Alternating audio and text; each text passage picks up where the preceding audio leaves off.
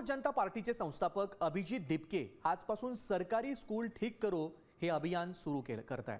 या अभियानाची सुरुवात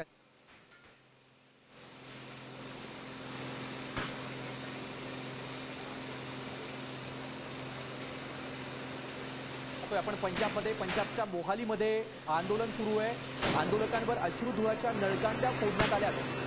थेट पंजाबची दृश्य आपण पाहतो। या ठिकाणी मोहालीमध्ये कैद्यांच्या सुटकेसाठी आंदोलन करण्यात आलंय आणि आंदोलकांवरती आता अश्रुधुराच्या नळकांड्या देखील फोडण्यात आल्या। त्याची ही थेट दृश्य आपण साम टीव्हीच्या माध्यमातून पाहू शकतोय।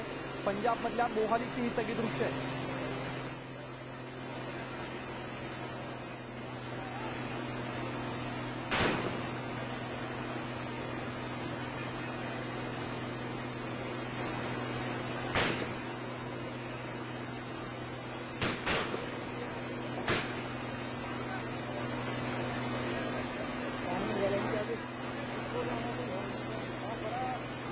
पंजाबची ही सगळी दृश्य आहे। पंजाबच्या मोहालीमध्ये कैद्यांच्या सुटकेसाठी स्वातंत्र्य दिनी आंदोलन करण्यात आलंय आणि या आंदोलनामध्ये आता आंदोलकांवरती पोलिसांनी अश्रुधुराच्या नळकांड्या फोडल्यात आणि पाण्याचा देखील मारा या ठिकाणी करण्यात येतोय। कैद्यांच्या सुटकेसाठी जे आंदोलन सुरू होतं त्यावेळेस पोलिसांनी ही कारवाई केली आहे।